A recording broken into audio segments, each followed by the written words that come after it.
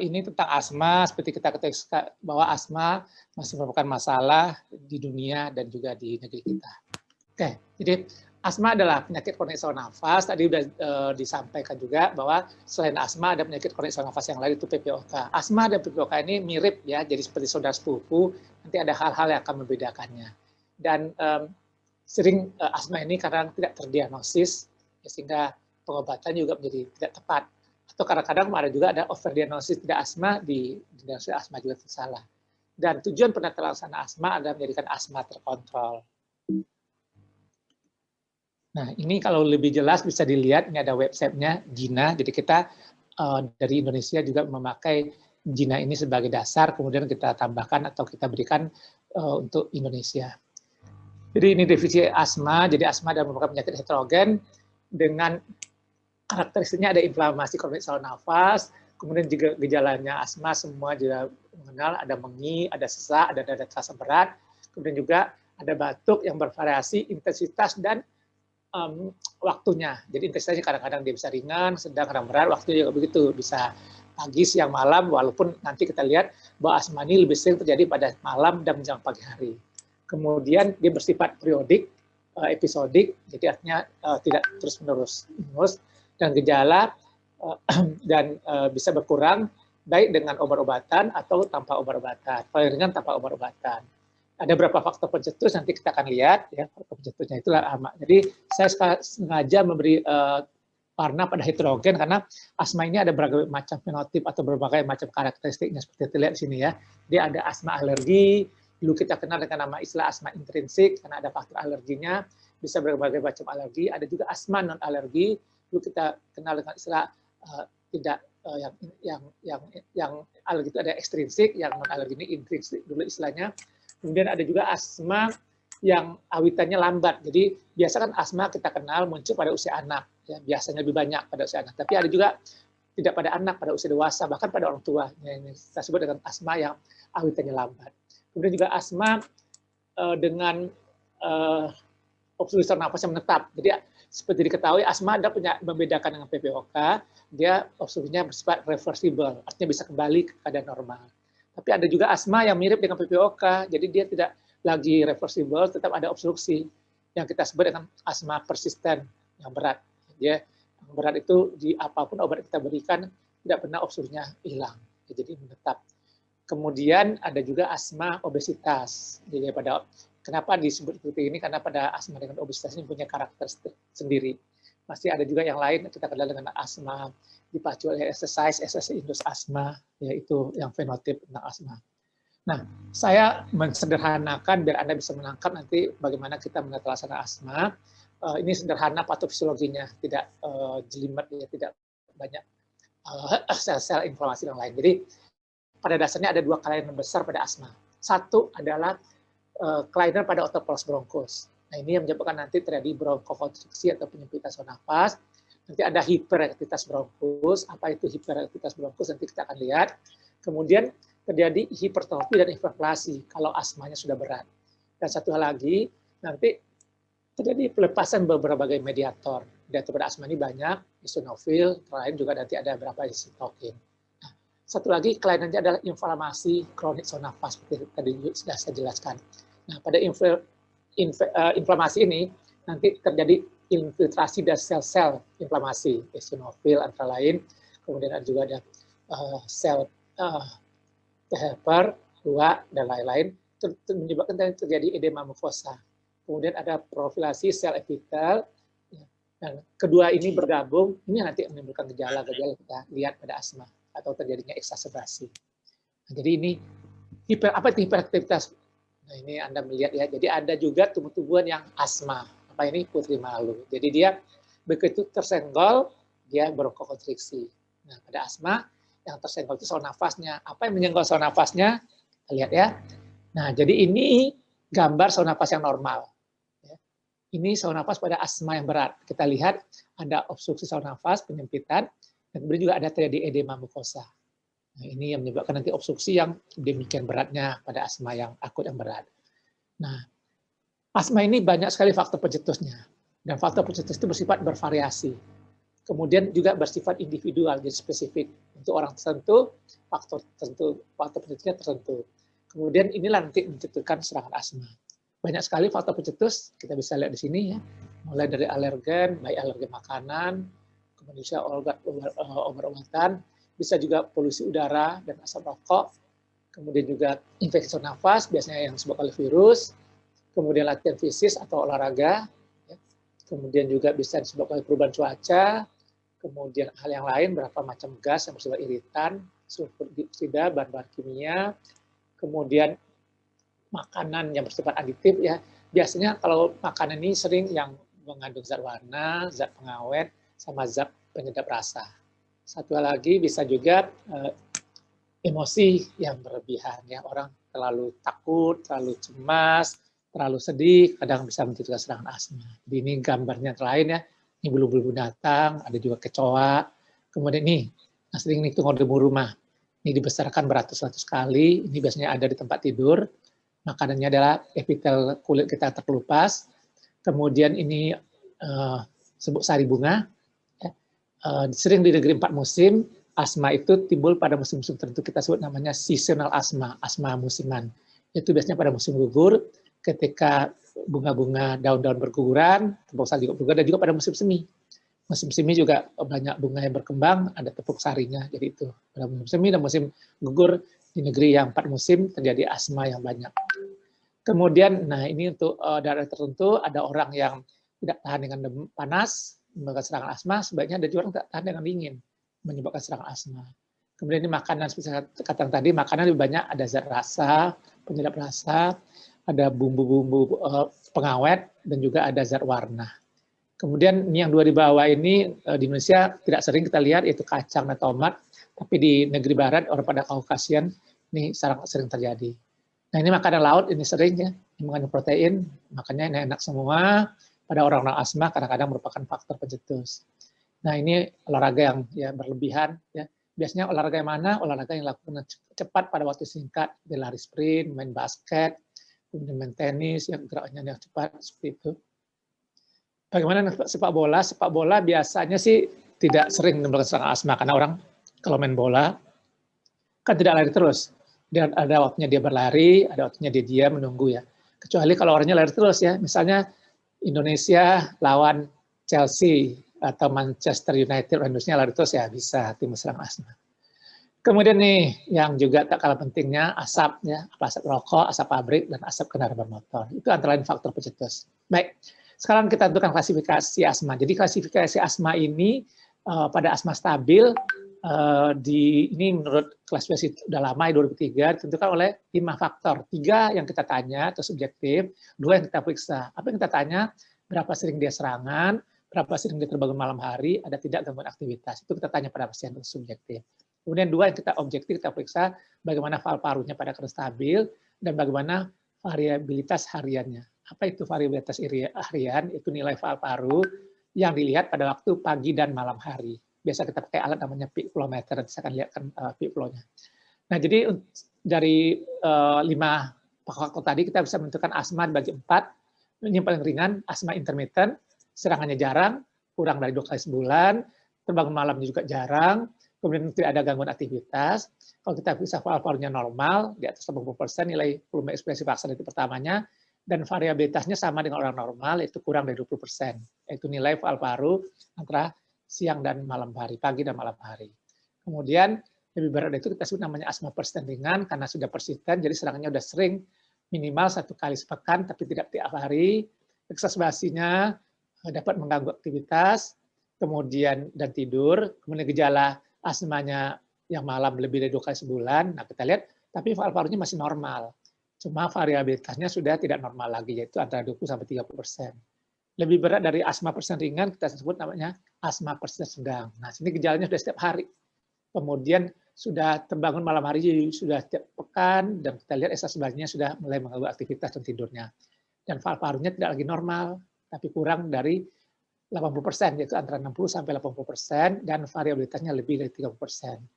Dan tentu saja yang paling berat kita sebut namanya asma persisten berat. Seperti saya katakan tadi, ini yang asma yang sering nilai paru-parunya atau obstruksinya menetap, tidak bisa kembali ke normal karena sudah jauh dari normal. Jadi dia sudah gejalanya berkepanjangan, pagi, siang, sore, malam, eksubasinya sudah sering, dan aktivitasnya sangat terganggu.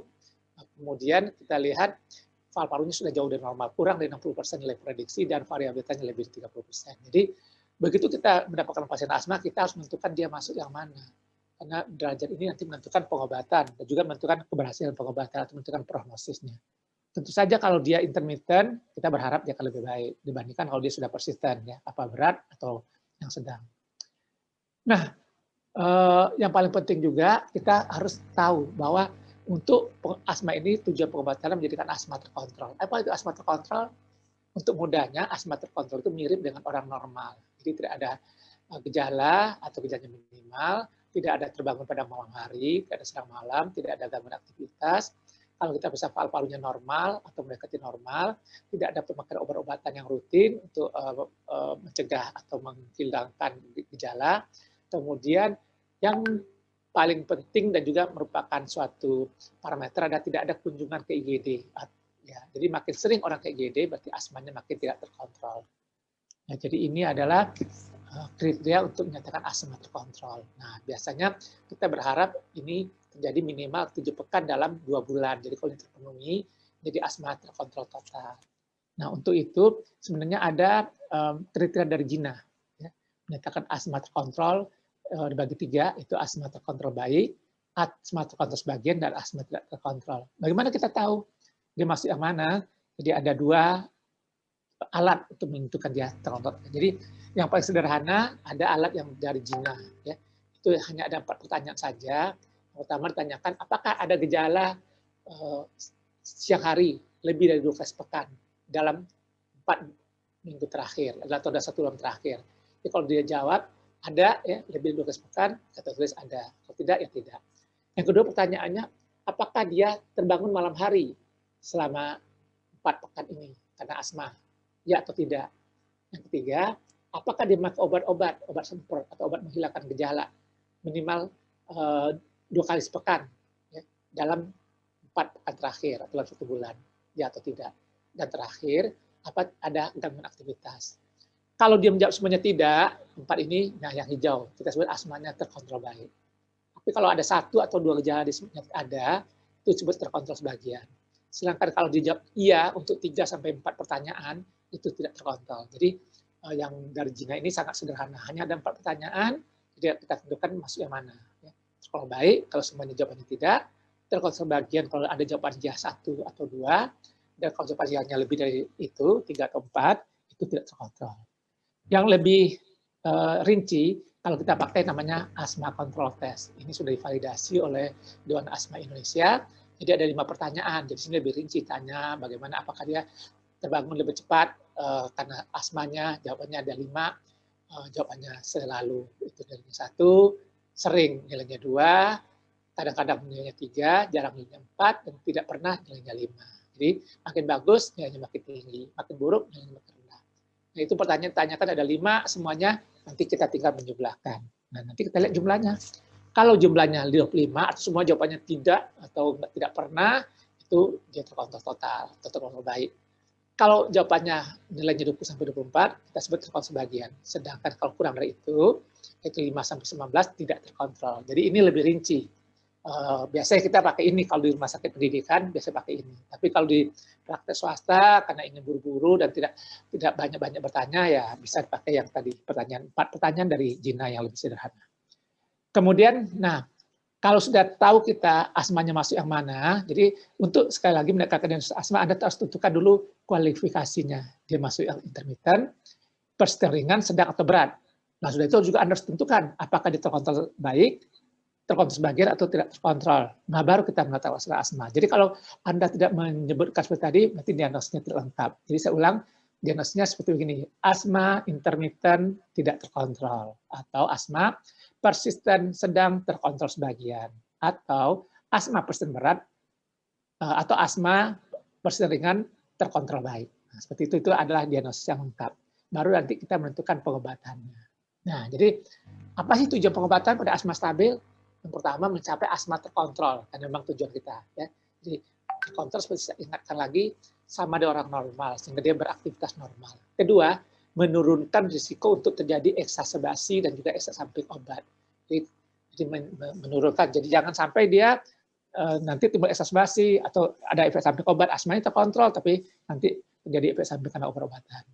Nah, jadi tujuannya seperti tadi ya, mencapai kadar asma yang terkontrol, kemudian juga mencegah terjadinya eksaserbasi risiko oleh efek samping dari obat-obatan. Ini yang tujuan kita untuk menata laksana asma.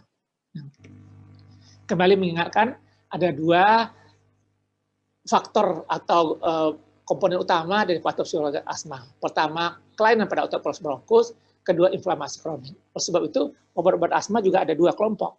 Untuk kelainan atau gangguan pada otot polos, obatnya adalah obat pelega atau kita kenal sebagai reliever. Sedangkan untuk inflamasi kronik, obatnya adalah antiinflamasi atau kita sebut juga sebagai pengontrol.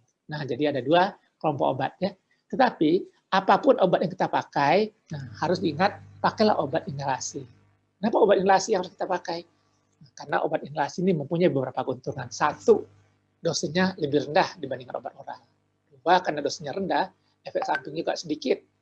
3, awitannya cepat karena dia langsung ke target organ, karena diberikan langsung ke saluran nafas. Kan kelainannya di saluran nafas, bukan tempat yang lain. Sekarang kalau obat oral kan diminum dulu, dicerna dulu, diabsorpsi dulu, baru nanti sampai ke target organnya. Kemudian tempat obat bekerjanya langsung ya, seperti tadi. Dan lama kerjanya juga sama. Baik obat yang diminum sama obat inhalasi itu kalau misalnya salbutamol lama kerja 8 jam ya sama, walaupun diminum atau diinhalasi sama, tidak berkurang. Nah, satu lagi keuntungan dia bisa mencegah EIA, itu exercise induced asthma. Jadi asma yang dipacu oleh latihan atau aktivitas fisik yang berlebihan. Sedangkan yang oral tidak bisa mencegahnya. Kemudian, nah, cuman ada kendalanya untuk obat-obat inhalasi ini memerlukan teknik tertentu. Ya, tapi apapun tetap kita menganjurkan pakailah obat inhalasi. Oke, jadi obat pelega nafas ya tadi gunanya adalah dipakai saat serangan karena dia bersifat bronkodilator. Kemudian apa saja yang termasuk obat-obat pelega di inilah. Ini obat-obat pelega itu agonis beta 2. Jadi susun menurut kekuatannya. Yang paling kuat adalah agonis beta 2, kerja singkat. Nanti kita lihat bisa ada salbutamol, ada tebutalin, ada fenoterol, formoterol. Kedua, kortikosteroid sistemik. Nah, Anda bertanya, kenapa kortikosteroid sistemik termasuk obat pelega? Padahal dia kan bukan bronkodilator. Nah, jadi seperti yang dijelaskan pada suatu serangan asma, bukan hanya terjadi bronkokonstriksi, kalau asmanya sudah berat atau asmanya sudah berkelanjutan, misalkan serangannya tidak berat tapi sudah berlangsung berjam-jam atau berhari-hari, maka yang terjadi bukan hanya bronkokonstriktor tapi juga terjadi edema mukosa. Edema mukosa tidak pernah bisa diatasi dengan pemberian hanya bronkodilator. Edema mukosa hanya bisa diatasi dengan pemberian antiinflamasi yang kuat, dalam hal ini kortikosteroid sistemik. Maka itu sebabnya kenapa kortikosteroid sistemik dimasukkan juga sebagai pelega. Kemudian yang ketiga, antikolinergik inhalasi. Itu juga bisa diberikan, kekuatannya nomor 3 di sini. Selanjutnya yang lemah adalah teofilin, ya, yang kerja singkat. Kemudian juga agonis beta 2 yang diberikan secara oral. Kenapa ditaruh paling bawah agonis beta 2? Karena dia oral. Oral kan seperti tadi, efek sampingnya banyak, kemudian harus lama baru memberikan reaksi, dan dosis yang diberikan lebih tinggi. Sebabnya kenapa ditaruh paling bawah. Nah, ini tadi saya menggambarkan ya. Jadi pada asma yang berat yang terjadi bukan hanya bronkokonstriksi, tapi juga edema mukosa. Bronkokonstriksi bisa diatasi dengan bronkodilator, tapi kalau kadang gini diberikan bronkodilator saja tidak akan membaik. Kenapa? Karena edemanya tidak diatasi. Maka itu sebabnya kenapa ditaruh kortikosteroid sistemik sebagai juga pelega, karena dia bisa mengatasi edema mukosa. Kedua adalah obat-obat pengontrol. Nah, obat pengontrol ini dipakai setiap hari dan umumnya adalah antiinflamasi. Apa antiinflamasi yang paling poten untuk asma? Ya, di saat ini antiinflamasi paling poten untuk asma adalah kortikosteroid. Nah, yang paling bagus diberikan kortikosteroid inhalasi. Kemudian Anda lihat agonis beta 2 kerja lama juga masuk. Kenapa bisa dimasukkan? Karena agonis beta 2 kerja lama kan satu bronkodilator kerja lama, tapi syaratnya tidak boleh diberikan tunggal, harus selalu diberikan bersama dengan kortikosteroid. Jadi Anda lihat nanti tidak boleh hanya pemberian beta 2 agonis kerja lama saja pada asma, harus selalu dikombinasi dengan steroid. Ya, nanti kita akan lihat kenapa harus dikombinasi. Selanjutnya ada anti leukotriene. Ya. Di Indonesia ada Montelukast dan Zafirlukast. Kemudian juga kita bisa berikan antikolinergik kerja lama. misalnya tioflurin bromid, kemudian juga bisa kita berikan tioflurin yang kerja lama, ya, dia sebagai bronkolator. Nah, kemudian untuk asma tertentu yang berat, yang nanti akan kita lihat pada step 5 atau asma, bisa kita berikan ada anti-IgA, anti-interleukin 5, anti-interleukin 4, dan terakhir kortikosteroid sistemik. Kenapa kortikosteroid sistemik atau oral ditaruh paling belakang? Karena kita tahu obat pelontar harus diberikan setiap hari. Kalau kita berikan kortikosteroid sistemik oral setiap hari, apa yang terjadi? Terjadi banyak efek samping. Masih ingat efek samping steroid? Antara lain adalah diabetes mellitus, gastritis, kalau kita berikan pada dicerna, kemudian bisa menyebabkan obesitas, menurunkan daya tahan tubuh, memudahkan infeksi, osteoporosis, kemudian bisa menyebabkan psikosis, dan paling takutkan adalah menyebabkan depresi atau supresi kelenjar suprarenal. Kelenjar suprarenal menghasilkan kortisol. Kortisol diperlukan oleh tubuh. Kalau kita berikan kortikosteroid secara oral atau sistemik, kadar kortisol dalam darah meningkat.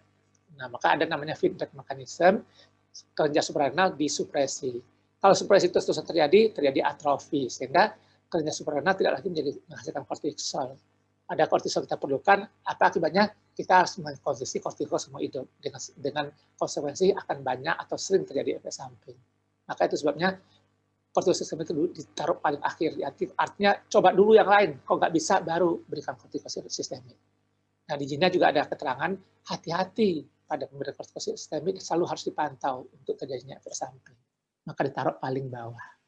Baik, nah ini yang tadi saya sebutkan kenapa kita bisa memberikan beta-2 agonis kerja lama.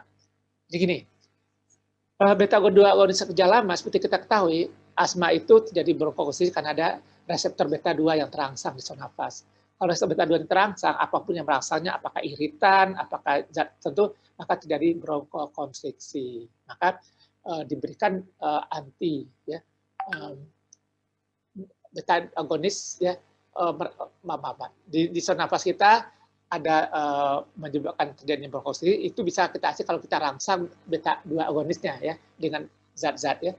Jadi diberikan agonis beta-2, maka beta-2-nya terangsang, maka terjadi bronkodilatasi. Nah, cuma kalau kita berikannya beta-2 saja, apa yang terjadi? Beta-2-nya lama-lama menjadi tumpul. Maka itu sebabnya tidak dianjurkan memberikan hanya beta-2 agonis. Apakah kerja singkat? Kita mengenal tidak boleh berikan beta-2 agonis itu sejak Jina 2019.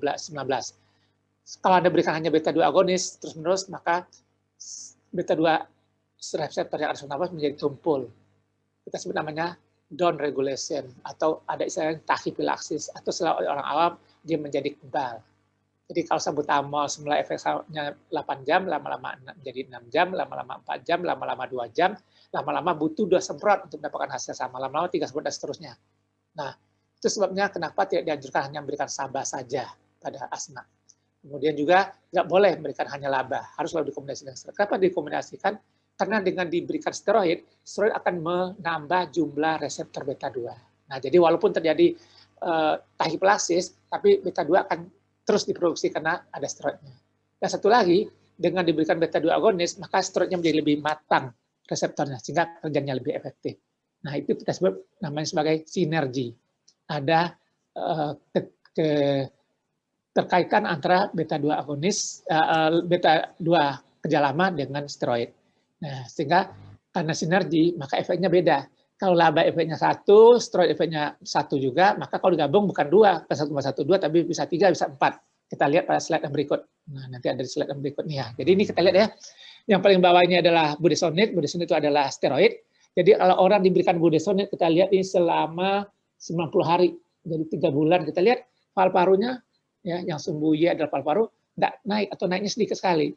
Nah, kalau kita berikan formoterol, apa itu formoterol? Formoterol ada beta-2 kerja lama.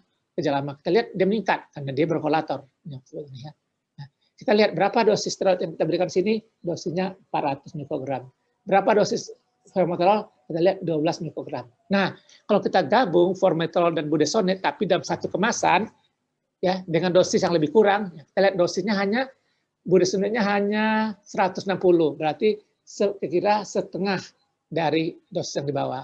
Kemudian formoterolnya 4,5, jadi kira-kira sepertiga dari dosis di bawah. Tapi ambil lihat apa yang terjadi, efeknya lebih baik dibandingkan baik budesonide saja atau formoterol. Nah, ini yang kita sebut sebagai sinergi. 1 tambah 1 bukan 2, tapi bisa 3 bisa 4. Jadi Anda lihat dengan dosis yang lebih rendah, dia lebih bagus karena dikombinasi antara beta-2 agonis kerja lama dan steroid.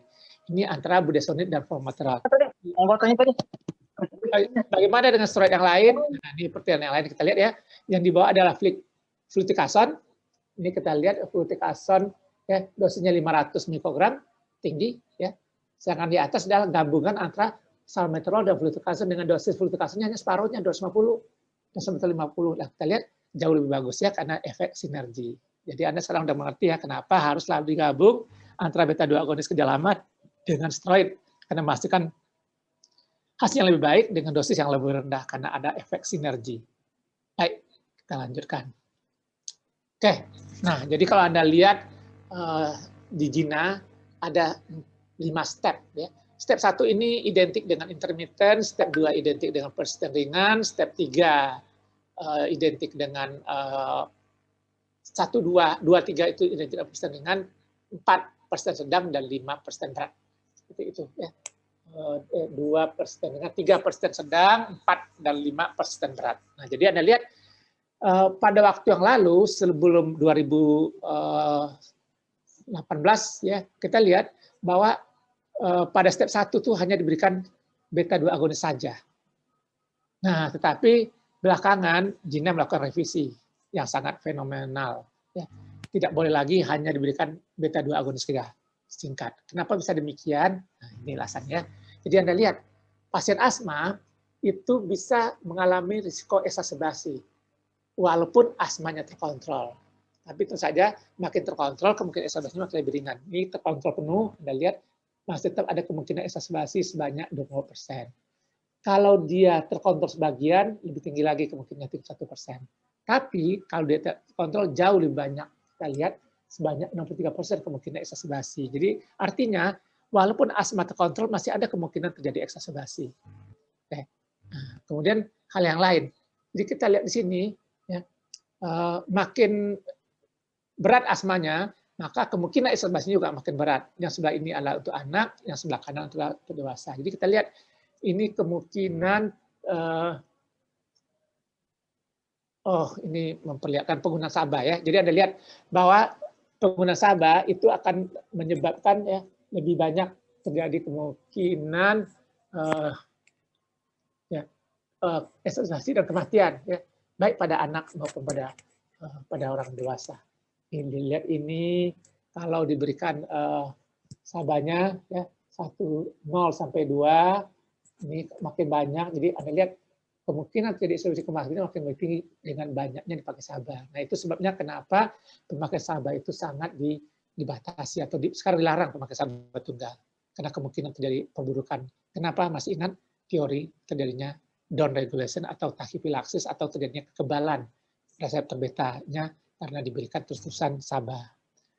Nah jadi ini memperlihatkan bahwa penggunaan SABA yang lebih dari 3 kali dalam setahun ya, 3 kanister dalam setahun, bayangin 3 kanister setahun loh.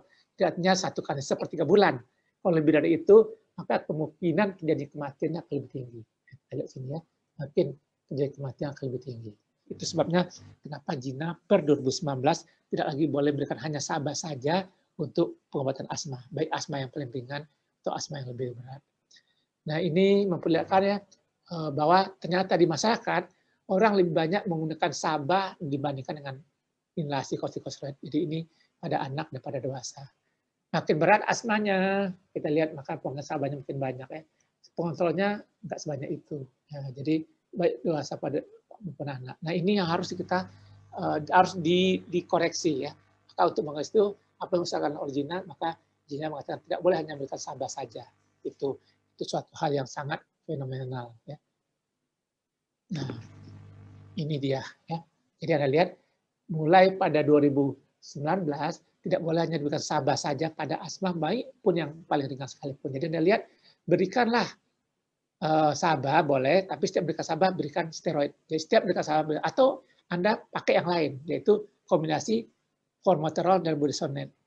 Formoterol di sini walaupun dia kerja lama tapi awitannya atau onsetnya cepat sehingga dia bisa berfungsi sebagai pelega diberikan. Nah, karena dia bergabung dengan steroid, jadi setiap Anda berikan pelega, formoterol dalam hal ini ada steroidnya, jadi tetap ada antiinflamasi. Jadi Anda lihat sudah ada perubahan sangat besar di Gina, tidak ada lagi hanya memberikan sabar saja. Selalu pada semua tingkatan ada pemberian steroid.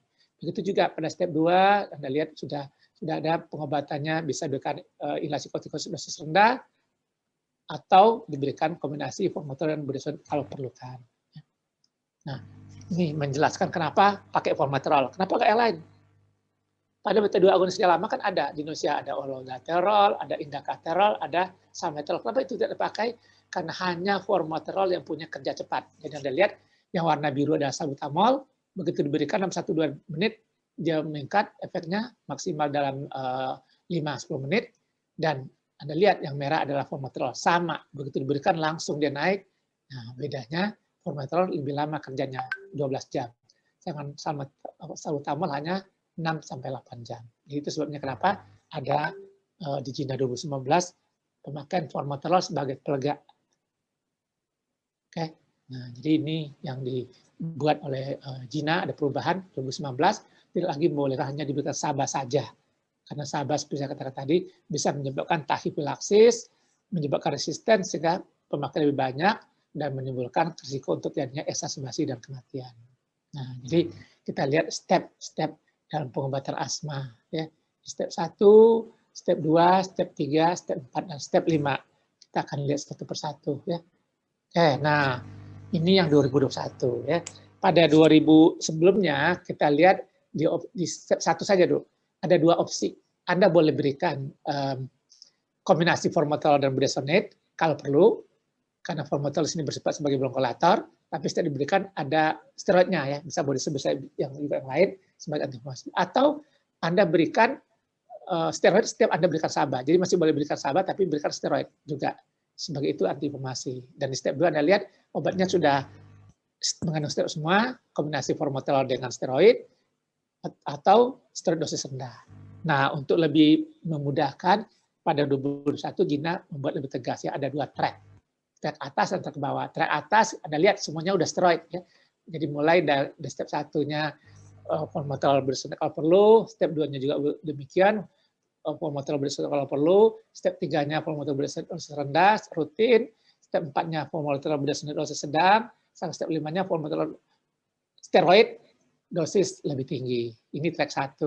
Sama untuk track 2-nya Anda lihat masih boleh pakai SABA. Jadi berikanlah steroid inhalasi dosis rendah setiap Anda pakai SABA. Step 1, step 2-nya steroid dosis rendah, step 3-nya sama dengan di atas, kombinasi antara Labax dosis rendah, 4 Labax dosis sedang, 5 Labax dosis tinggi. Jadi Anda lihat seperti itu, ya. Jadi inilah perubahan sangat fenomenal, ya, pada pengobatan asma. Jadi Anda lihat bahwa tidak boleh lagi hanya diberikan SABA saja, karena takutkan terjadi perburukan pada asmanya, terjadi exacerbasi, terjadi kematian, ya, dan asmanya tidak terkontrol. Nah, ini, ya, jadi pengobatannya ada 2 track, ya, track yang di atas dan track yang di bawah. Yang di atas adalah pengobatannya semua langsung formoterol dengan steroid, baik sebagai pelega maupun sebagai pengontrol. Yang di bawah masih ada obat untuk obat peleganya. Oke, nah apa bedanya salbutamol dengan tadi formoterol dan kombinasi dengan steroid? Jadi kita lihat sini. Salbutamol diberikan kalau ada exacerbasi. Jadi diberikan ada exacerbasi, diberikan salbutamol, dia bisa mengontrol bronkokonstriksinya. Jadi yang dikontrol hanya bronkokonstriksi tapi tidak inflamasinya. Jadi mungkin bronkokonstriksi berkurang, tapi inflamasinya tidak karena tidak diberikan steroid. Tapi kalau Anda berikan formoterol dan steroid, Anda lihat yang dikontrol tidak hanya gejala, karena formoterol juga menyebabkan terjadi bronkodilatasi, tapi steroidnya mengurangi inflamasi. Jadi 2 keuntungan sini. Jadi terjadi bronkodilatasi, juga terjadi inflamasi yang berkurang dengan diberikan steroid yang ada bersama dengan formoterol. Ya, gitu. Nah, jangan lupa pada pengobatan asma ada namanya siklus manajemen. Jadi setiap pasien datang harus lakukan 3 hal. Pertama, dinilai. Dinilai apa yang kita nilai? Apakah diagnosisnya sudah tepat, ya? Kalau ini kok masih belum baik-baik, jangan-jangan diagnosisnya salah. Jadi apa betul sudah betul dia asma? Dan selain itu bukan hanya asma saja, sudah tepat belum klasifikasinya, ringan, intermittent, sedang atau berat. Sebab pengobatan tergantung dengan klasifikasi. Selanjutnya juga dilihat apakah asmanya sudah terkontrol baik atau belum. Kalau belum, ya dilihat apa yang menyebabkan dia tidak terkontrol baik. Apakah masih ada faktor pencetus, apa masih ada hal-hal yang menyebabkan risiko terjadinya exacerbasi, misalnya masih ada rokok di sekelilingnya, masih ada polusi sekelilingnya, kemudian ada penyakit penyerta atau tidak, ya ada GERD atau tidak, misalnya ada rinitis atau tidak yang bisa memperberat atau menyebabkan asmanya tidak baik-baik. Selanjutnya dilihat teknik makin inhalasinya sudah benar atau belum. Ya, kadang obat sudah bagus, semuanya sudah oke, ternyata teknik inhalasinya salah, jadi harus selalu dicek. Kemudian dilihat apakah tujuan pasien sudah baik, sehingga dia sudah mengerti tujuan pengobatan dan sudah melakukan dengan baik, jadi pasien sudah puas. Ini yang harus dinilai. Nah, setelah ada melakukan penilai, baru kita lanjutkan step keduanya, disesuaikan. Apa yang disesuaikan? Disesuaikan penata laksanaannya. Kalau tadi asmanya intermittent, obatnya apa? Kalau asmanya persisten sedang, obatnya apa? Harus selesai. Kemudian lihat faktor-faktor yang bisa dihindari atau pencetus, kemudian komorbid harus diobati, rinitisnya diobati, GERD-nya diobati, ya. Kemudian strategi ya secara farmakologik dan juga non farmakologik, ya misalnya apa, menghindari faktor pencetus, kemudian juga nanti meningkatkan kesejahteraan. Kalau orang tentu mungkin full vaksinasi, terutama pada orang yang umur di atas 65 tahun, kemudian ada obat-obat asmanya sudah tepat atau belum diberikan. Dosisnya, kombinasinya harus tepat.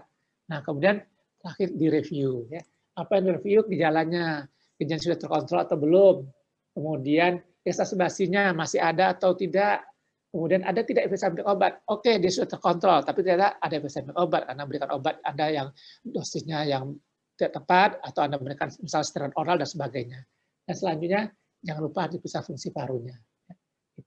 Itu yang harus kita lakukan setiap kali pasien datang ke kita, ya. Dinilai, dinilai, disesuaikan dan ditelaah, dievaluasi. Nah, baru kita melakukan ya kapan kita meningkatkan terapi. Jadi kalau Anda sudah berikan pengobatan sesuai dengan klasifikasinya, tidak tunggu lama-lama ya. Dalam 2 pekan Anda sudah harus menilai apakah sudah terkontrol belum. Kalau belum, Anda bisa menaikkan obat. Jadi untuk menaikkan bisa cepat dalam 2 pekan. Kemudian kita tingkatkan dosis atau obat dikombinasinya ditambahkan sehingga kita mencapai keadaan yang terkontrol. Nah, jadi untuk peningkatan kita tidak perlu nunggu lama. Cukup 2 pekan sudah boleh kita teruskan peningkatannya. Berbeda dengan meningkatkan, waktu penurunan tidak begitu. Penurunan harus dicapai keadaan terkontrol minimal 3 bulan. Cukup lama ya. Jadi jangan buru-buru 1 bulan sudah terkontrol diturunkan, tidak boleh. Harus minimal 3 bulan. Nah, setelah itu baru dosis kita turunkan. Ya. Diturunkan bagaimana? Untuk menurunkan tidak boleh juga terlalu cepat ya. Jadi menurunkan maksimal dosis steroidnya turunkan 50%. Jadi misal kalau misalnya dia dapat 2 kali 2 semprot, sudah terkontrol 3 bulan, akan diturunkan menjadi 2 kali 1 semprot, separuh dosis. Kalau dengan 2 kali 1 semprot sudah terkontrol 3 bulan ya, ingat, baru kita turunkan menjadi 1 kali 1. 1 kali kapan? Biasa kita berikan sore hari, karena dia bisa mengontrol sepanjang malam dan pagi hari, sore. Kalau dengan 1 kali 1 semprot sudah terkontrol 3 bulan, baru kita turunkan lagi, caranya bagaimana? Selang sehari. Demikian ya, jadi penurunan maksimal 50%, jangan langsung di stop. Kenapa demikian? Tentu Anda bertanya, kenapa kok harus 3 bulan sih? Terkontrol baru kita bisa turunkan? Nah ini jawabannya. Jadi asma adalah fenomena gunung es. Yang kita lihat adalah gejala, exacerbasi, itu bisa kita lihat. Ya. Kemudian fungsi paru bisa kita lihat. Tapi apa yang kita lihat yang lebih banyak, yaitu adalah hiperaktivitas bronkus. Nah, bagaimana sensitivitas nafas kita nggak bisa lihat. Kemudian inflamasi kita nggak bisa lihat, kecuali ada melakukan biopsi bronkus. Dan terakhir kita bisa lihat ada airway remodeling. Apa itu airway remodeling? Jadi kalau pasien asma tidak terkontrol, ada gejala terus-menerus, maka terjadi perubahan yang menetap pada saluran nafas. Terjadi bronkokonstriksi yang menetap, terjadi fibrosis, sehingga nanti bronkokonstriksinya atau obstruksi nafasnya menetap. Itu yang tadi ada salah satu fenotip asma yang obstruksinya tidak bisa atau obstruksi yang menetap. Karena sudah terjadi airway remodeling. Nah ini kita nggak bisa lihat. Nah, yang kita lihat hanya 3 di atas tadi, gejala, exacerbasi, dan paru-paru. Oleh sebab itu, kita lihat berikutnya. Ya, jadi gejala ini bisa kita kurang ya. Dalam 2 bulan kita sudah bisa melihat bahwa gejala pada malam hari sudah berkurang. Kemudian juga perbaikan paru-paru kita sudah bisa lihat dalam 4-6 bulan ya. Tetapi hiperaktivitas bronkus itu sudah menghilang berkurang setelah 1 tahun. Ingat, hiperaktivitas bronkus itu baru bisa hilang lebih dari 1 tahun. Maka itulah sebabnya kenapa asma itu harus terkontrol minimal 3 bulan baru Anda turunkan. Sebab kalau tidak demikian, maka karena tadi hiperaktivitas bronkus itu ada paling banyak ya yang ada di bawah tadi, itu bisa menyebabkan tadi bisa timbul lagi gejalanya, bisa timbul lagi exacerbasi dan seterusnya. Itu sebabnya untuk menurunkan butuh waktu lebih lama. 3 bulan terkontrol baru boleh turunkan. Itu juga turunkan juga tidak sekaligus. Paling banyak 50% baru kita bisa turunkan steroidnya. Jadi mengerti ya, kenapa kita perlu waktu 3 bulan untuk bisa menurunkan atau step down ya istilah dari Gina. Oke, sekarang baru kita lihat obat-obat yang tidak farmakologi, bukan obat-obatan. Jadi apa saja, pertama menghindari faktor pencetus dan polusi ya. Udah terang dia asma ya janganlah bakar-bakar sampah, janganlah kemudian jangan juga ada yang merokok di rumah ya, terang anaknya asma ya bapaknya jangan merokok ya. Kemudian diet sehat ya cukup makanan yang bergizi, ya nutrisinya supaya tetap segar. Kemudian menurunkan berat badan terutama pada asma yang obesitas. Tidak merokok baik dia atau keluarganya ya karena ada orang asma juga merokok ada ya karena merokok ringan mungkin nggak apa-apa buat dia kalau merokok berat berbahaya. Vaksinasi, pada siapa vaksinasi pada umur 90 tahun. Apa ini vaksinasi? Biasanya pneumokokus ya itu. Dan kemudian selanjutnya meningkatkan kebugaran jasmani. Dengan apa? Nanti kita lihat dengan berolahraga lain. Kemudian yang selanjutnya juga melakukan termoplastik bronkus, tapi ini belum bisa dikerjakan di Indonesia. Untuk meningkatkan kebugaran jasmani, ini perlu saya terangkan sedikit. Jadi apa gunanya olahraga teratur? Pertama meningkatkan kebugaran jasmani, meningkatkan kemampuan otot nafas, terutama untuk ada serangan, kemudian menanamkan rasa percaya diri, dia merasa lebih bisa melakukan olahraga dan lain, dia punya rasa percaya diri. Olahraga apa yang dianjurkan? Ada 3 ya, renang, bersepeda, dan senam asma. Ya, ini renang. Kenapa renang? Karena renang ini tidak pernah terjadi ekses indus asma ya. Tadi sudah kita bicara ekses indus asma. Ekses indus asma itu kalau orang melakukan olahraga dalam waktu cepat dan singkat, dari lari sprint, main basket, main tenis itu sering terjadi ekses indus asma. Nah, dengan berenang secepat apapun, tidak bisa. Kenapa? Karena teorinya ekses indus asma itu terjadi kalau saluran nafasnya kering. Jadi kalau orang lari cepat, orang ngos-ngosan, saluran nafasnya kering. Orang main tenis, orang main basket, ngos-ngosan, kering. Maka timbul ekses indus asma. Tapi kalau dia berenang, karena berenang di atas air, jadi lembab terus, walaupun dia ngos-ngosan, tidak akan terjadi ekses indus asma, karena napasnya lembab terus. Ya kecuali berenang tidak di atas air, nah itu bisa terjadi ekses indus asma. Kedua bersepeda, nah sudah juga bagus. Tapi untuk orang Jakarta, dua-duanya nggak bisa terapkan ya. Berenang mau berenang di mana? Berenang di Ancol, nanti dapat leptospirosis, ya susah, karena kotor. Berenang di klub-klub, misalkan Rotary Club atau Cinere Country Club, orang bisa dapat kanker. Ya. Kenapa kanker? Kantong kering karena mahal. Nah, jadi akhirnya tidak bisa. Kalau bersepeda lebih bahaya lagi ya. Sepeda, enak-enak sepeda tabrak bajai atau enggak tabrak mikrolet nanti susah di Jakarta.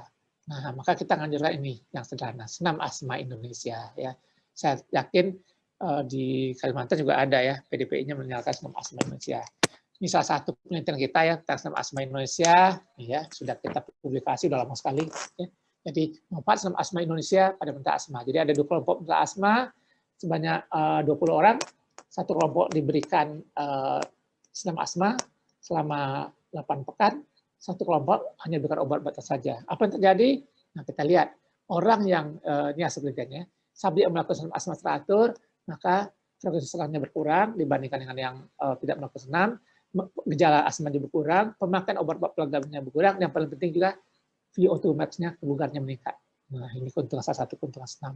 Oke, itu untuk penatasan asma stabil. Sekarang saya lanjut yang asma akut ya. Karena tadi kita lihat, walaupun asmanya stabil, masih ada kemungkinan terjadi risiko eksaserbasi. Walaupun dia asmanya sudah terkontrol. Ya. Tapi memang kalau terkontrol baik, lebih sedikit kemungkinan eksaserbasinya dibandingkan yang tidak terkontrol. Tadi kita sudah lihat, tidak terkontrol bisa sampai 63% kemungkinan terjadi eksaserbasi. Nah, apa itu eksaserbasi? Menurut Gina, eksaserbasi adalah perburukan gejala. Ya. Perburukan gejala, yaitu sesak nafasnya yang progresif. Kemudian juga batuk, dan bisa juga mengi atau rasa berat di dada yang menurunkan fungsi paru. Jadi fungsi parunya turun karena terjadi bronkokonstriksi. Ya, yang bersifat, jadi sini terlihat ada perubahan pada saluran nafasnya, ya, menyebabkan ada bronkokonstriksi, sehingga memerlukan tambahan pengobatan. Itu definisi eksaserbasi. Nah, eksaserbasi ini harus dilihat ya, karakteristik asma akut. Makin cepat kita mengobati, maka makin mudah kita mengatasi serangannya. Ya, jadi begitu dia datang, eksaserbasi kita obati langsung, dia akan cepat teratasi. Tapi makin berlarut atau makin lama kita mengobati, makin susah kita mengatasinya. Ya. Jadi makin lama dia makin berat, maka pengobatan juga makin lama dan juga memerlukan waktu yang efek yang juga begitu. Jadi walaupun asmanya berat tapi baru saja terjadi, Anda lihat ya orang datang ke IGD udah hampir mati megap-megap, tapi karena serangnya baru, begitu diberikan bronchodilator baik dan tak pulang. Ya. Tapi kalau asmanya nggak begitu berat, tapi sudah terjadi 2-3 hari yang lalu, Anda lihat nggak begitu baik responnya. Kenapa? Karena kalau asmanya masih baru terjadi, yang terjadi hanya bronkokonstriksi saja. Jadi mudah diobati dengan bronchodilator. Tapi kalau asma sudah berlangsung lama, sudah berjam-jam, bahkan berhari-hari, yang terjadi bukan hanya bronkokonstriksi, tapi juga terjadi edema mukosa. Ingat tadi gambar edema mukosa tidak bisa hanya diberikan diatasi dengan hanya bronchodilator saja. Ya. Nah ini pedoman penatasan ASCOP menurut JINA 2021. Kita lihat ya. Pertama, Anda harus tentukan dulu klasifikasi asma akutnya. Jadi maksud asma akut yang mana? Nah, menurut JINA mulai 2015 asma akut dibagi 4 ya. Dulu 4, sekarang tinggal 3, yaitu asma akut ringan sampai sedang. Itu ya. Dulu ringan dibedakan dengan sedang. Jadi dulu ada 13 kriterianya, sekarang cuma 8 ya. Jadi lihat bagaimana bicaranya. Kalau yang ringan sedang itu masih bisa bicara anak kalimat, posisinya duduk, kemudian dia pastinya tidak gelisah. Dan kalau kita lihat, tidak memakai otot bantu nafas. Kalau lihat posisi nafasnya masih kurang dari 30 kali dan nadinya masih kurang dari 20 kali.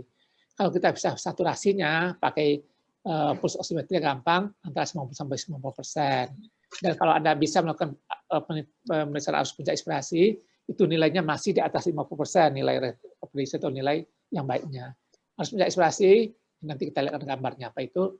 Nah, untuk serangan berat, kita lihat dia sudah berkatanya kata demi kata, duduknya mengguk ke depan. Kenapa mengguk ke depan? Untuk supaya otot-otot nafasnya bisa lebih rileks, lebih mudah dia untuk nafas. Dia pastinya sudah gelisah, kita lihat dia sudah pakai otot bantu nafas, frekuensi nafasnya jauh tinggi, di normal, sudah di atas 30, nadinya di atas 120, dan saturasinya kurang 90, juga nilai arus puncak inspirasinya kurang dari 50%, nilai terbaik atau nilai prediksinya. Dan satu lagi, di JINA ini sudah tidak ada, tapi kita masih tetap mencantumkan, yaitu asma yang mengancam jiwa. Asma mengancam jiwa ini kan serang sudah berat sekali, di pasiennya sudah mulai tidak sadar, ya kemudian Anda lihat sudah kecapean, jadi sudah ada bradikardi, kemudian terjadi silent chest. Apa itu silent chest? Tidak lagi terdengar suara bunyi, karena fungsi nafasnya sudah demikian beratnya, tidak lagi ada aliran udara. Nah, jadi bagaimana kita melaksanakannya? Pertama, jadi kita nilai maksudnya mana dia, ringan, sedang, berat, atau mengancam jiwa. Kemudian kita berikan pengobatan awal. Nah ini dia arus puncak inspirasi ya. Jadi niup pakai alat ini nanti kita bisa lihat berapa nilainya. Nah itu akan menentukan dia termasuk derajat yang mana. Oke, jadi kalau dia ada di rumah, anjurannya ya berikan obat yang ada. Kalau dia punya obat hirup, ya sudah menghirup ya, apakah terbutalin, apakah salbutamol, apakah fenoterol, mana saja bisa dihirup 4 semprot ya setiap 15 menit 3 kali. Kalau udah baik ya udah. Tapi kalau tidak baik dia datang ke fasilitas kesehatan, puskesmas, poliklinik atau rumah sakit. Nah, jadi ini terapi awal ya di fasilitas kesehatan. Berikan oksigen tentu saja sehingga saturasinya di atas 92%. Untuk dewasa 93 sampai 95, untuk anak lebih tinggi lagi antara 94 sampai 90%. Diberikan ODA. Kemudian berikan inhalasi beta 2 agonis ya. Namanya Sabah ya. Sejarah singkat, apakah salbutamol, terbutalin, fenoterol mana saja boleh selama 1 jam. Jadi berikan yang ada kan inhalasi pakai nebulizer misalnya bisa diberikannya berapa 3 sampai 4 ampul biasanya diberikan sama 1 jam. Kemudian jangan lupa berikan kortikosteroid inhalasi kalau ada dosis tinggi. Kemudian kalau tidak ada bisa dengan oral atau intravena. Nah, jangan lupa ya jangan sekali memberikan sedasi karena sedasi itu berbahaya. Nanti pasien tenang tapi tenangnya karena obat. Jadi Anda kira udah baik atau udah jatuh pada keadaan lebih buruk. Itu ya. Nah, kalau Anda di puskesmas, oh nggak ada obat-obat inhalasi tidak sedia atau metabolismenya rusak, Anda bisa pakai adrenalin ya dengan dosis 0,3 subkutan 3 kali selama 1 jam. Tapi ingat, untuk pemberian adrenalin nggak boleh kalau dia ada riwayat sakit jantung, nggak boleh kalau umur di atas 45 tahun, karena kita takut di atas 45 tahun sudah terjadi gangguan vaskular, kardiovaskular ya. Kemudian kalau ada, lebih bagus pakai yang lebih selektif, yaitu Wuthalin, ya subkutan, ya sama, setengah ampul tiap 15 menit. Ini terapi alternatif kalau Anda nggak punya inhalasi. Nah, kemudian, jadi inhalasi SABA ini penting pada asma akut ya, karena dia kerjanya cepat. Ya, nah ini ada penelitian kita. Ya. Dr. Indri Savitri Idrus, sekarang dia bekerja di Sukabumi, membandingkan, karena gini, di banyak tempat, saya juga nggak tahu, tempat Anda juga mungkin ada begitu ya, sering sekali obat-obat inhalasi itu dicampur. Ada campur dengan larutan NaCl, ada campur dengan aqua, ada campur dengan mukolitik, ada campur ketiga-tiganya, kasih NaCl, kasih aqua, kasih mukolitik, sehingga cairannya menjadi lebih banyak, menjadi lebih encer. Nah, kita meneliti, apa memang bagus ya campur dengan NaCl ya? Maka Dr. Indi meneliti seperti gini. Jadi pasiennya dikumpulin ya, cukup banyak pasiennya, ada 120 orang, separuh diberikan hanya salbutamol saja di bawah 2,5 mg. Yang satu lagi salbutamol dicampur dengan NaCl sama banyaknya, 2,5 mili sampai 2,5 mili. Ini pasiennya tadi ya, ada 60 pasien. Nah, kemudian kita evaluasi. Nah, ini pasiennya asma akut sedang. Yang serangnya asma akut sedang. Ya, saya salah. Di asma akut sedang ya betul. Oke, nah ini hasilnya. Ternyata apa yang terjadi? Pada kelompok yang mendapat pengenceran NaCl, saturasi oksigennya lebih rendah pada menit 40, 60, dan 120 menit. Lebih rendah, dan rendah bermakna. Nah, jadi lebih rendah. Kenapa lebih rendah? Karena dia diencerkan. Jadi lebih encer. Sama aja air teh manis setengah gelas Anda campur pakai air, makin manis atau makin nggak manis? Makin nggak manis dong, karena campurnya dengan air. Ya, nah, ini juga begitu lebih encer, maka. Nah selanjutnya kita juga tahu NaCl itu dipakai buat apa? Kita biasa pakai NaCl itu inhalasi untuk merangsang keluarnya sputum ya. Pada orang-orang mau periksa BTA atau periksa histologi nggak bisa ada sputumnya, dikasih inhalasi NaCl. Nah karena campur dengan NaCl pada pasien ini terlihat ya. Ini ya membandingkan ya. Pada awal yang tidak ada sputum, nah, lebih banyak pada kelompok yang warna biru. Biru yang mana? Biru yang memakai salbutamol. Ya. Sedangkan yang merah yang tidak. Jadi tidak ada sputum, lebih banyak pada yang tidak pakai campuran. Ya. Yang pakai campuran lebih banyak itunya, lebih banyak reaknya. Kemudian ini yang sedang, ya, yang jarang, yang jarang Anda lihat lebih banyak juga ada yang tidak campur ya. Kemudian yang sering batuk ya lebih banyak pada yang dicampur, apalagi yang terus menerus ya yang campur. Jadi itulah, jadi kalau Anda campur dengan NaCl apa jadi sputumnya banyak dan mengganggu ya. Sedangkan pada yang tidak campur Anda lihat ya, banyak kan nggak ada atau ataupun ada sedikit. Nah, kemudian satu lagi batuk. Ya, begitu juga yang nggak ada batuk lebih banyak pada kelompok yang tidak salbutamol saja. Begitu juga yang jarang pada kelompok yang salbutamol saja. Tapi pada kelompok yang campur Anda lihat lebih sering dan lebih banyak. Ya, jadi itu. Maka kita merekomendasikan kalau Anda berikan SABA, jangan dicampur apakah dengan NaCl, apa dengan air, atau dengan mukolitik. Karena dengan campur, apa yang terjadi? Terjadi konsentrasi yang lebih encer, dengan demikian waktunya lebih lama, kemudian saturasinya turun, kemudian pasiennya batuk-batuk dan berdahak yang mengganggu buat pasiennya. Jadi ingat ya, jangan sampai dicampur-campur lagi mulai sekarang. Oke. Nah sekarang kortikosteroid pada asma akut. Nah, tadi sudah bicara kortikosteroid ada obat antiinflamasi yang paling kuat untuk asma. Nah, pada asma akut bagaimana peranannya? Pada asma akut, kortikosteroid ini bisa mempercepat ya, perbaikan. Kemudian dikatakan di literatur oral sama baiknya dengan yang diberikan secara intravena. Kemudian bila ada gangguan mual muntah ya tentu baiknya intravena nggak oral. Kemudian diberikan yang kerjanya cepat, yang singkat ya, jangan yang kerjanya lama ya. Jangan berikan dexamethasone kerjanya lama ya, banyak efek samping nanti. Berikan yang kerjanya singkat. Kalau bisa yang hidrokortison atau tidak ada metilprednisolon yang kerjanya sedang. Kemudian dia mengurangi kemungkinan kambuhan dan juga kemungkinan kematian. Ini ada penelitian nanti akan ini oral. Kalau oral bisa diberikan metilprednisolon atau prednison, ini dosisnya bisa diberikan 40 sampai 30 mg dengan dosis terbagi. Atau kalau mau intravena, nih dosisnya bisa hidrokortison yang paling bagus, 200 mg atau metilprednisolon ya. Nggak usah tinggi-tinggi dosisnya, cukup 40 mg aja. Jadi sepertiga ampul udah cukup untuk metilprednisolon. Nah ini penelitian yang saya tekankan tadi ya. Ini penelitian udah lama, Dr. Nancy tahun berapa ini? 92. Ya. Jadi ada 2 kelompok asma akut berat. Satu kelompok hanya diberikan bronkolator saja. Apa yang terjadi? Yang biru naiknya ya tadi harus beratnya 75, naiknya jadi 2 kali lipat 150. Nah, ini akut berat ya. Sekarang ini penelitian udah nggak etis nih, nggak boleh nggak disesuai. Tapi kalau waktu itu belum ada ya, masih ada penelitian ini.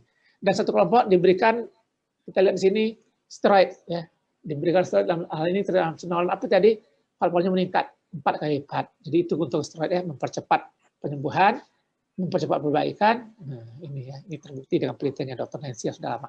Oke, nah kemudian kalau ada kortikosteroid inhalasi, sebaiknya berikan kortikosteroid inhalasi dosis tinggi, karena dia bisa menurunkan kemungkinan perawatan, meningkatkan efektivitas obat-obat bronkolator, karena tadi ada sifat sinergi, kemudian efek sampingnya tentu lebih rendah, karena diberikan secara inhalasi.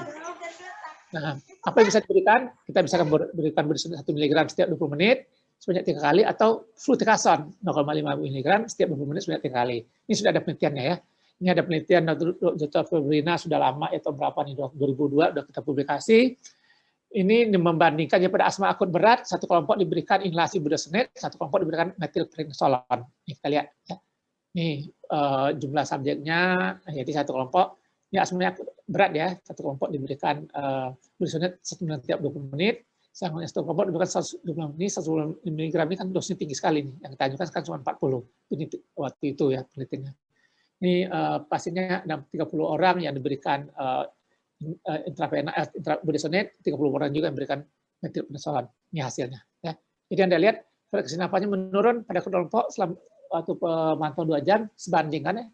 Yang warna biru adalah yang diberikan intravena, sedangkan yang merah yang diberikan secara inhalasi, nebulisasi. Ya, sama. Kemudian nadinya juga menurun, mula-mula naik karena ada bronkolator, kemudian turun juga sebanding.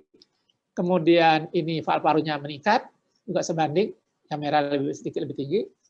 Kemudian Anda lihat skor gejalanya, apa skor gejala ini? Batuknya, sesaknya, menginya, semua menurut sebanding. Jadi kelihatan sama ya, baiknya antara diberikan intravena dan dosis tinggi.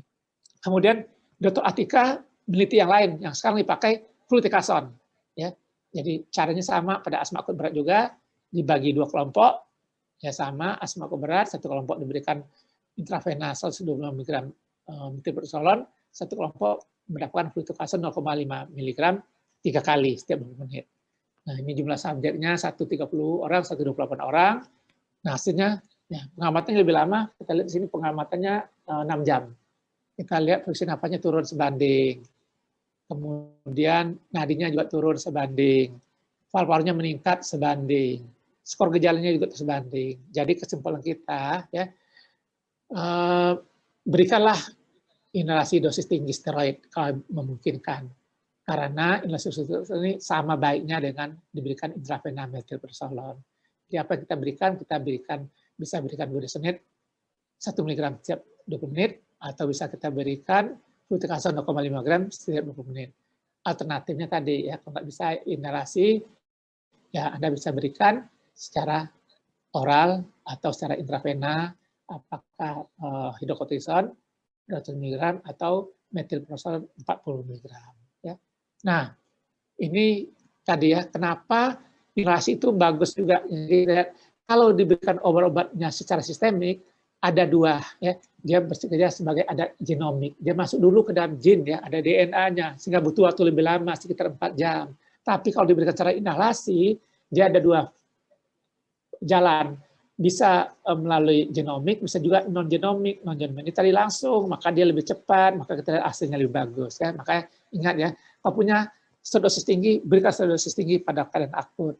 Nah, sekarang kita lihat penata laksana asma berdasarkan klasifikasi. Tadi ada 3 klasifikasi ya, ringan sedang, berat, dan mengancam jiwa. Jadi pada yang ringan sedang, ya, tadi pertama mengingatkan kembali ringan sedang itu harus mencapai ekspresinya antara 60 sampai 50%, 50 sampai 80%, 60% fisiknya bicaranya kata demi kata, dia posisinya duduk, tidak gelisah, nadinya sampai 120, produksi nafasnya sampai 30, kemudian nilai harus puncak inspirasinya sekitar di atas 50% nilai prediksi dan harus dan saturasinya antara 90 sampai 95. Maka orang ini diberikan oksigen sampai saturasinya di atas 92 atau 93 sampai 95. Untuk anak 94 sampai 98. Kemudian diberikan beta-2 agonis secara terus-menerus atau setiap 20 menit sebanyak 3 kali dan diberikan kortikosteroid dosis tinggi atau oral. Itu kalau asmanya ringan sampai sedang.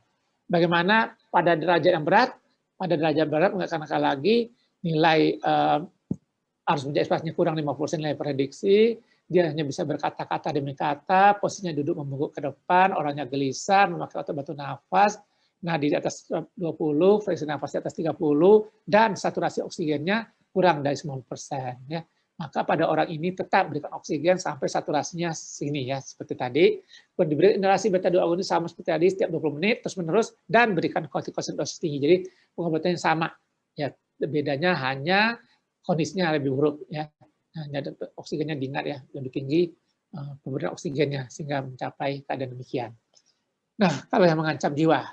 Kalau mengancam jiwa ya jadi harus efisiensi terukur, orang yang tidak sadar, kemudian sudah terjadi bradikardi, ada silent chest, ya, maka diberikan oksigen, tetap diberikan oksigen, diberikan inhalasi agonis beta 2 terus menerus dicampur dengan anticholinergic, ya kalau bisa ada yaitu ipratrobromid, kemudian diberikan kortikosteroid sistemik dan dirujuk ke tempat yang ada fasilitas ICU atau HCU ya dirujuk, tapi ditangani dulu secara awal seperti itu. Nah, setelah Anda menangani fase awal, apa yang harus dilakukan? Kita lakukan namanya penilaian ulang. Dinilai ulang setelah 1 jam kita berikan obat. Apa yang dinilai? Dinilai bagaimana arus puncak inspirasinya, bagaimana saturasi oksigennya, bagaimana gejalanya, ya kita nilai. Nah, ada 3 kemungkinan. 1, responnya baik. Bagaimana respon yang baik? Respon yang baik itu kalau setelah 1 jam kita lihat ya pemeriksaan fisiknya sudah normal, tidak ada lagi mengi, tidak ada lagi pemakaian otot batu nafas, kemudian sesak nafasnya sudah berkurang, nadinya sudah normal di bawah 100, kemudian fungsi nafas sudah normal di bawah 20, dan harus puncak ekspresinya di atas 60%, dan tidak ada stres. Saturasi oksigen tanpa oksigen sudah di atas 50%. Nah, orang ini sudah boleh pulang ke rumah. Ya, istilah ya mati, tapi jangan langsung pulang ke rumah ya, minimal ditahan dulu 1 jam supaya dia betul-betul stabil. Nah, waktu pulang ke rumah, ya, jadi AP-nya tetap di atas 60% setelah 1-2 jam pengamatan, kondisi tetap stabil, ya. Nah, waktu pulang ke rumah jangan lupa ya, dilanjutkan agonis beta 2-nya, inhalasi, kemudian pertimbangkan untuk berikan steroid oral selama 3-7 hari, pertimbangkan inhalasi kombinasi tergantung dari beratnya asma sebagai pengontrolnya ya. Dan jangan lupa nanti dia suruh diterangkan cara memakai obat yang benar, kemudian bagaimana mengatasi rencana pengobatan selanjutnya, terutama untuk asma persistennya, kemudian kontrol teratur ya. 1 pekan, paling lama 2 pekan harus datang kembali untuk dilihat ya, dinilai tadi penggunaan obatnya bagaimana, asmanya sudah betul baik atau tidak, dan sudah dia pakai pengontrol sesuai dengan klasifikasinya. Itu untuk yang responnya baik. Yang responnya kurang, tidak lengkap, ya, tidak baik setelah pengamatan 1-2 jam, tidak baik itu yang bagaimana?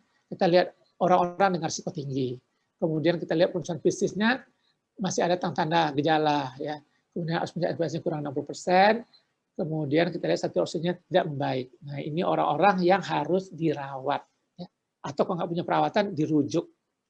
Tadi ada orang yang punya risiko tinggi. Siapa yang punya risiko tinggi? Orang punya risiko tinggi ini orang yang pengobatannya tidak teratur, tidak memakai obat pengontrol, kemudian ada exacerbasi yang dirawat selama 6 bulan terakhir, atau orang dengan gangguan psikososial ini orang-orang punya risiko tinggi, biasanya seperti ini. Nggak bisa langsung bagus pengobatannya biasanya. Oke.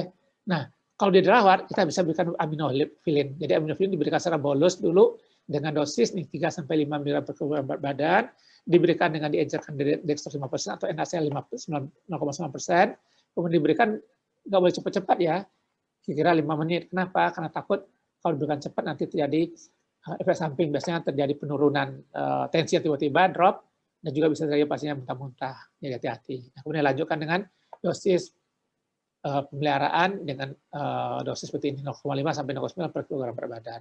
Hati-hati ya, karena kadang-kadang memberikan intoksikasi. Kemudian bisa juga kita beri tambahkan dengan magnesium sulfat ya. Magnesium sulfat ini diberikan sebanyak 2 gram dalam 20 menit dan tapi tidak diberikan secara rutin. Dikatakan magnesium sulfat ini bersifat sebagai menyebabkan terjadinya relaksasi otot. Ya, kita tahu orang lagi bronkospasme, jadi diberikan magnesium, mudah-mudahan nanti relaksasinya bisa lebih baik sehingga tidak bronkodilatasi. Itu untuk yang dirawat. Nah, sekarang ada lagi satu kelompok yang tidak respon, malah menjadi lebih buruk. Ya. Nah, yang tidak respon ini biasanya orang yang tadi yang risiko tinggi, kemudian kita lihat gejalanya tak berat, yaitu kesadarannya turun, kemudian orangnya gelisah, inspirasinya kurang dari 60%, CO2-nya tinggi, ya, CO2-nya rendah. Nah, orang ini sebaiknya dirawat di ICU. Tapi kalau tidak ada ICU, tadi ya dirujuk, dikirim, seperti itu. Nah, ya. Nah, jadi kemudian ini ada rekomendasi dari pekerja asma PDPI tentang pemberian inhalasi dosis tinggi. Jadi inhalasi dosis tinggi ini kita berikan di IGD ya. Bisa diberikan dengan budesonide 3,1 mg atau dengan flunitrazon 3,5 pada yang berat ya. Dan kalau tidak juga bisa ditambahkan jadi add-on, tambahkan yang sistemik. Tapi kalau dia derajatnya sedang, cukup diberikan inhalasi dosis tinggi saja, yaitu dengan budesonide 3,1 mg selama 1 jam atau flunitrazon 3 kali 0,5 mg. Kemudian kalau dia dirawat, itu kita bisa berikan dengan 1 sampai 2 kali per hari untuk diberikan dirawat. Itu rekomendasi dari Perhimpunan Dokter Paru Indonesia. Ini tadi ya, jadi ringan yang sedang bisa diberikan sama dengan ICS atau ICS dosis tinggi ya, seperti ini. Ya. Kemudian tadi sudah dijelaskan seperti itu. Oke, jadi sebagai kesimpulan pada sore ini, jadi 7 pengobatan menjadikan asma terkontrol. Ya kan, asma terkontrol sama dengan orang normal. Ya. Obat pelega diberikan untuk menghilangkan gejala ya, setiap serangan. Obat mengontrol gunanya untuk mengontrol asma. Ya. Dan terapi inhalasi atau obat diberikan ya, kerjanya cepat, ya, dosisnya rendah, ya, inhalasi keuntungannya, efek sampingnya minimal, dan efektifnya sama. Dan juga dia bisa mencegah EIA. Kemudian kombinasi ya antara laba dan steroid mempunyai keuntungan ya karena ada efek sinergi dan dia efektif untuk asma. Kemudian risiko exacerbasi bisa terjadi pada asma yang mana saja, baik asma yang terkontrol maupun yang tidak terkontrol, begitu ya, pada asma yang ringan, persisten dan yang berat ya, makin tidak terkontrol makin tinggi kemungkinan terjadi exacerbasi. Kemudian Anda lihat tadi pengguna sabah ya yang lebih dari 3 kanister per tahun itu meningkatkan risiko kematian. Tadi kita lihat itunya slide-nya. Kemudian juga Jina sekarang tidak lagi menganjurkan yang diberikan sabah saja. Kalau Anda memberikan sabah, pakai HCS. Tapi yang lebih bagus kalau Anda pakai kombinasi formoterol dengan steroid. Karena formoterol tidak hanya bersifat sebagai bronkulator, dia juga bisa sebagai pengontrol. Dan ada steroidnya selalu menyertai. Ya, di kombinasi tadi, Anda lihat ya lebih baik karena ada efek sinerginya. Ya, jadi dia bisa diberikan untuk mengontrol asma yang stabil. Selanjutnya, terapi ditingkatkan, harus tidak usah nunggu lama-lama, dalam 2 pekan bisa ditingkatkan, tapi untuk diturunkan harus tunggu 3 bulan. Ya. 3 bulan terkontrol baru bisa turunkan. Dan kalau turunkan maksimal 50% untuk steroidnya, jadi turun bertahap.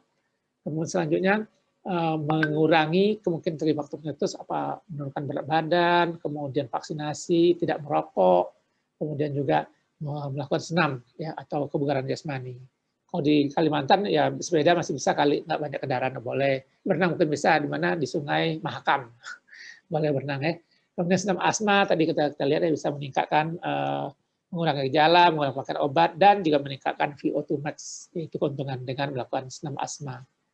Selanjutnya inilah pada kesan asma exacerbasi akut ya gejalanya terjadi perburukan gejala ya sehingga menjadi dia exacerbasi. Dan sabahlah obat pilihan pada waktu exacerbasi akut. Kemudian selain sabah harus diberikan jangan diencerkan sekali dengan sel ya, karena diencerkan tidak lihat ya, kalau diencerkan saturasinya menurun, batuknya banyak, juga sekutunya banyak mengganggu pasien dan juga inhalasinya lebih lama. Kemudian jangan lupa diberikan steroid, kalau bisa steroidnya dosis tinggi inhalasi, kalau nggak bisa diberikan secara intravena atau oral. Nah kita lihat sini pemberian steroid dosis tinggi ya bisa diberikan 1 mg untuk budesonide atau 0,5 untuk flunitrazon sebanyak 3 kali. Kemudian kita juga bisa berikan obat oral untuk pulang ke rumah. Jadi itu dengan Anda bisa menangani asma dengan baik, asma terkontrol, ya. Jadi disesuaikan dengan klasifikasi Darjina. Oke, itu saja yang bisa saya sampaikan. Nah, ini pesan terakhirnya, semoga kita tetap sehat, tetap bersemangat, dan tetap selamat. Amin. Terima kasih atas perhatiannya. Assalamualaikum warahmatullahi wabarakatuh.